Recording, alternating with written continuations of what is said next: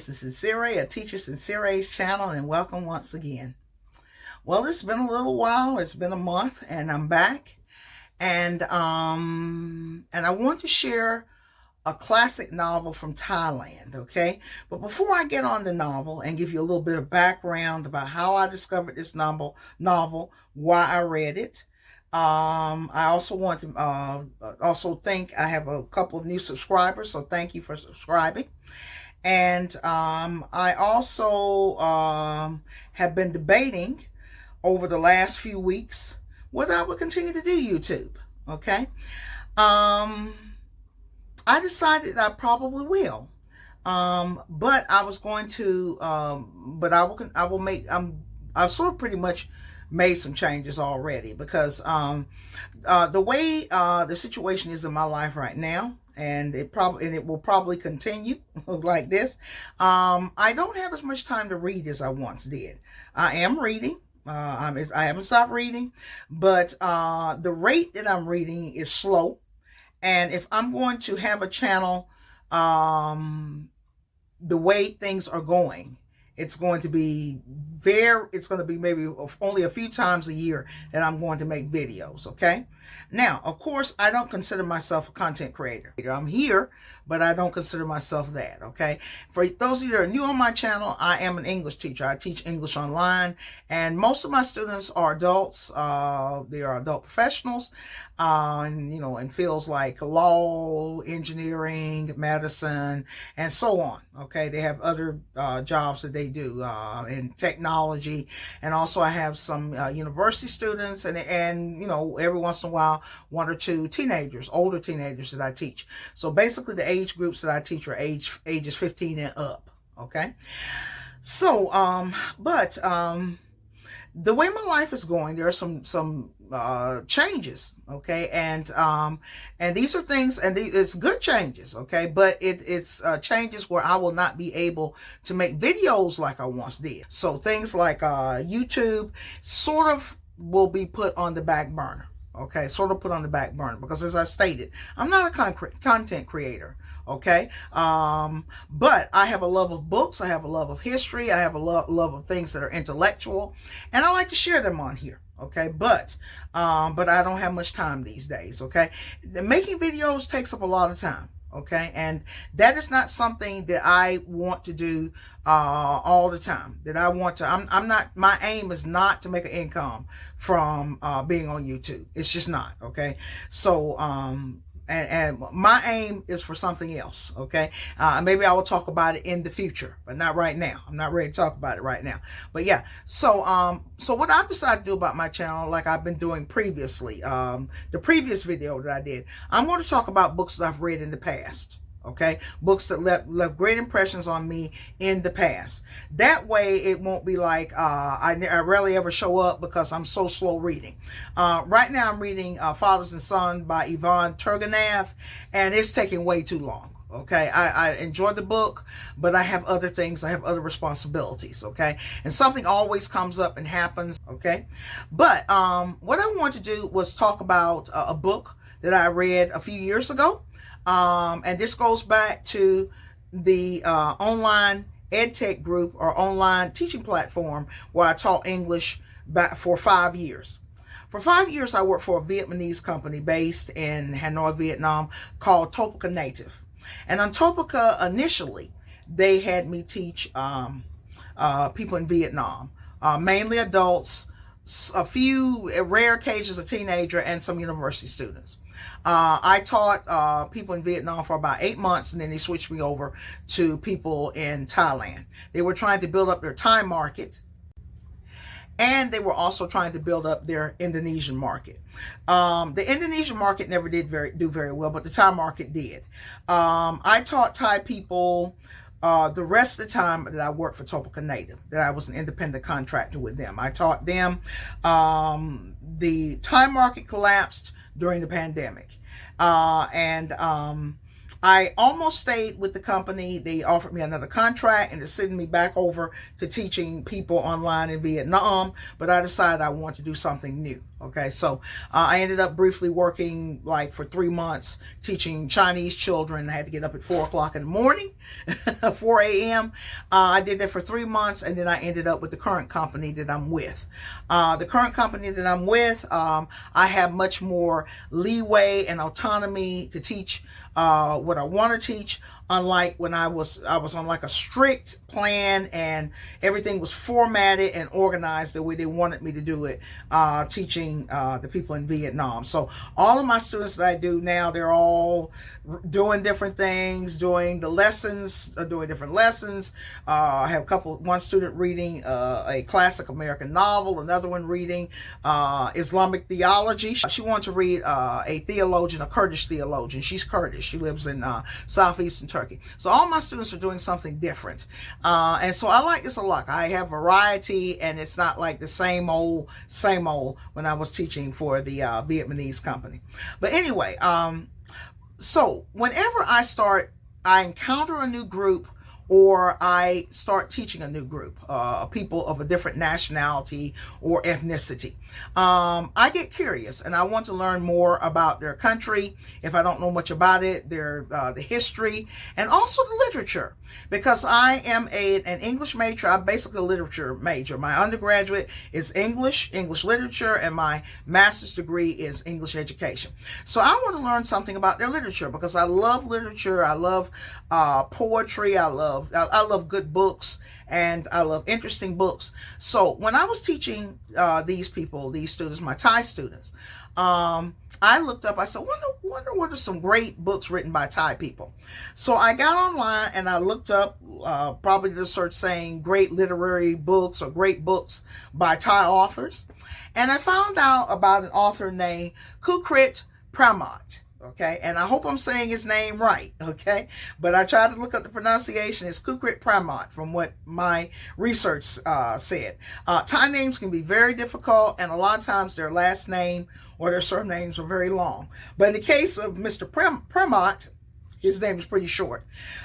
My Thai students would often use like nicknames because they had difficult names. They would use names like apple and banana and different things like that. So, but Kukrit Pramoj was a very interesting figure. He was a politician, an author, an intellectual. He just was the whole package. Okay. He was Prime Minister of Thailand, and he wrote a book which is considered a classic in Thailand called Four Rains. This is Four Rains. Four Rains was written in the 1950s. It started out as a newspaper serial, and then it was published completely as a book a couple of years later. Okay, I think Kukrit Pramoj had the book serialized. It was like 2 years in the newspaper in Thailand, and then it was published as the whole volume. Okay, it's a little over 600 pages. And it is a story of Phloi, okay? It is a historical novel, and the main character is Phloi. When the book starts, Phloi is a child. She is from a wealthy background, but she's a sweet person. Nothing. You're not going to get. Some people might feel Phloi is kind of boring. She's very low key throughout the book, but she's a nice person. She's a very easygoing. She's a quiet character. She's a very soft character. And Phloi goes through a lot. She is from a wealthy family, and at the beginning of the book, her mother is leaving her father, okay? Because Ploi's father has taken another wife, okay? And I'm going to read a little bit, the first part of the book in a little bit. But this is the story of Phloi. It starts basically in probably about 1870, 1880s. And the novel finishes up during World War II, okay? And Phloi, it's basically the story of Ploi's life and how she sees changes in her country. And Phloi lives during the reign of 4 kings in Thailand, okay? It's a beautiful book. I mean, if you love historical novels, if you love family sagas, If you love the story of, the sea, if you love novels focused on women, family, the culture, if you love reading about nobility, this is very much worth it. Okay, it's a very beautiful novel, very touching and beautiful novel. We see Phloi as a teenager, her first love, her arranged marriage, Phloi dealing with the conflict of family and the love of family, the changes that are happening in the society, and Phloi is very loyal to the old order. Okay, when her mother leaves her father, her mother takes Phloi and they basically move to the palace. Okay, and Phloi becomes sort of like, I wouldn't say, maybe sort of like a page, and her best friend is a girl named Choi. Now, Choi is the absolute opposite of Phloi. Choi is rambunctious, lively, messy, whereas Phloi is very calm and sweet, sedate. It's such a beautiful novel. It's very much worth reading.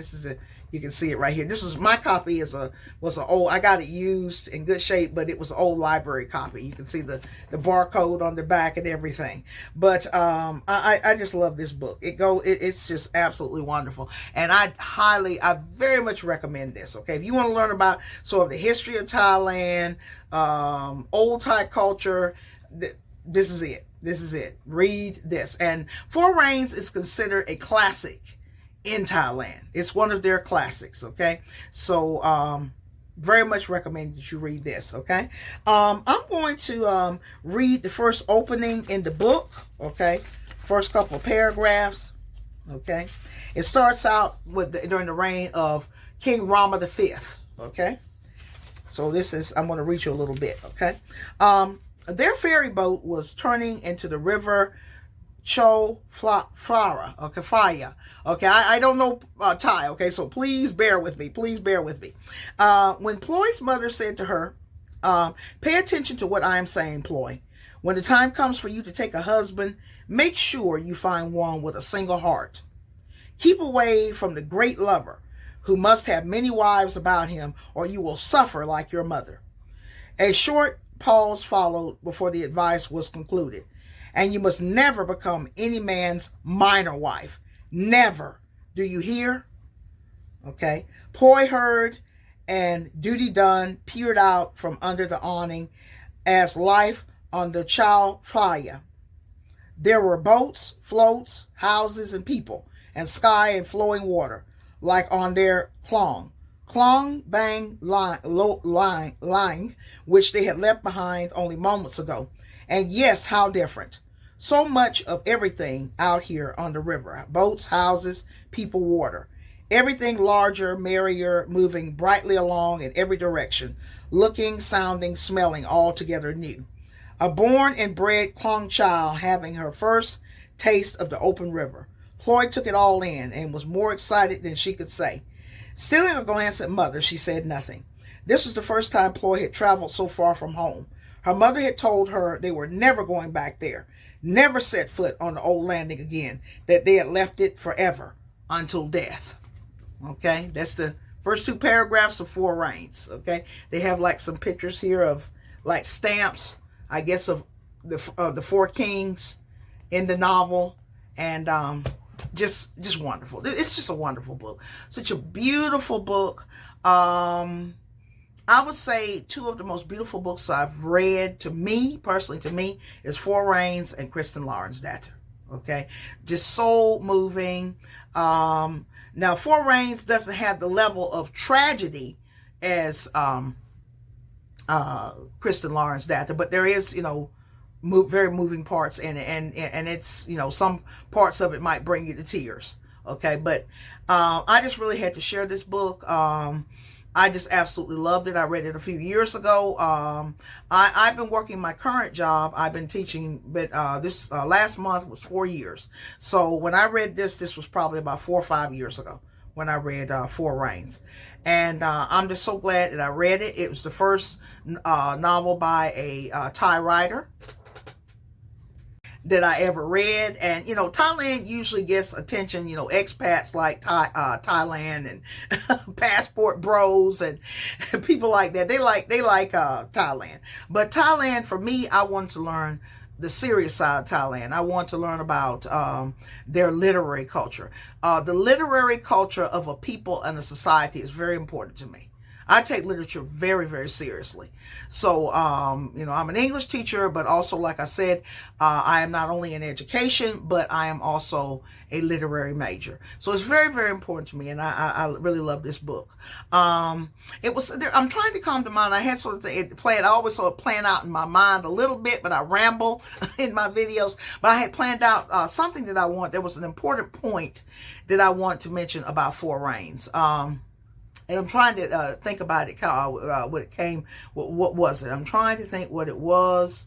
I did mention, it was written first as a serial. So it was sort of like when Leo Tolstoy, one of my most favorite writers, when he wrote War and Peace and Anna Karenina, they were all serialized. Same thing with Charles Dickens's books. I don't know of all of them, but I think probably most of them came out as serials in the newspaper, and then were made into books.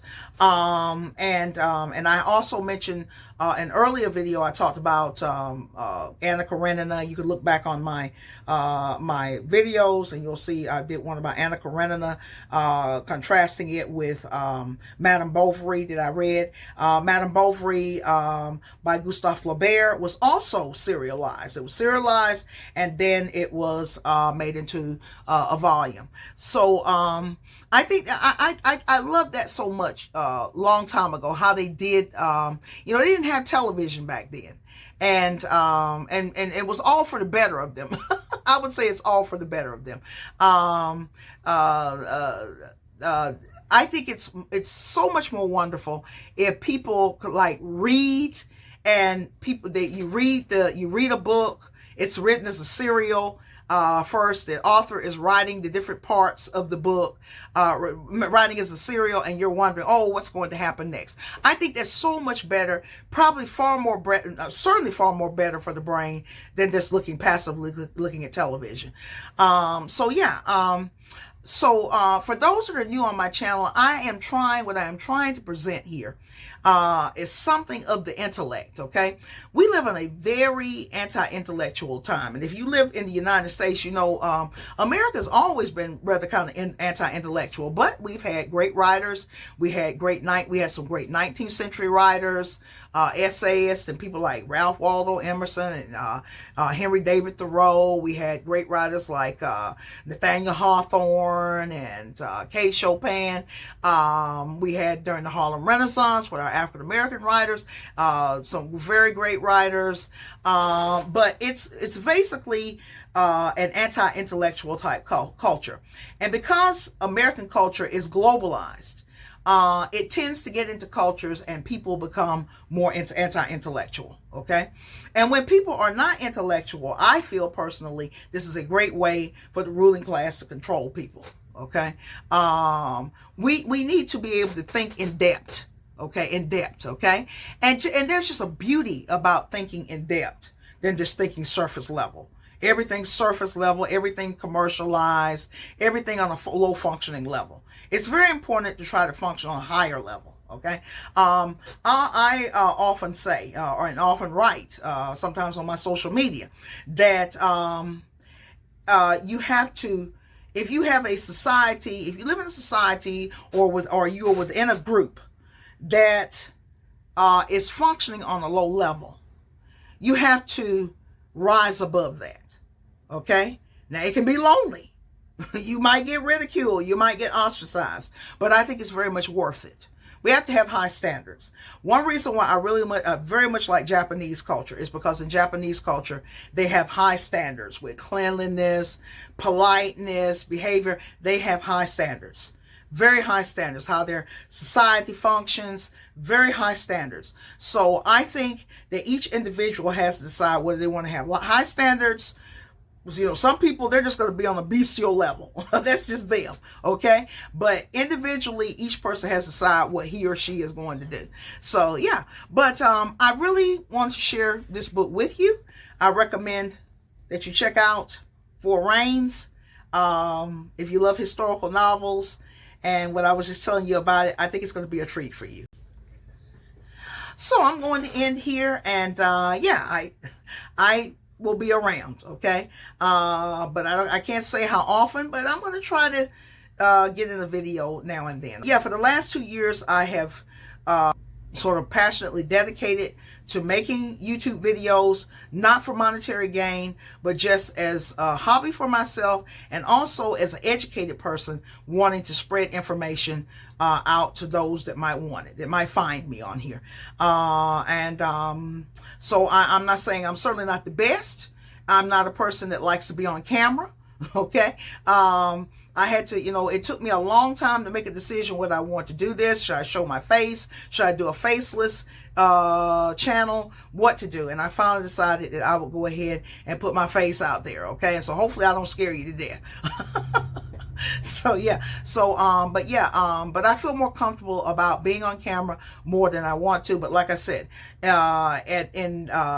ultimately it is, like I said, I am not a content creator. I don't consider myself one. I am ultimately an educator and a person who likes to spread things and share things involving the intellect that can be of, that bring some spice into people's life. I think that intellectual things of beauty, art, history, it brings spice into our the mundane parts of our life. Okay, so I'm going to end here. I hope you enjoyed this video, and check out Four Rains by Kukrit Pramoj. And so I hope you learned something new. And so this is Sincere. Until next time.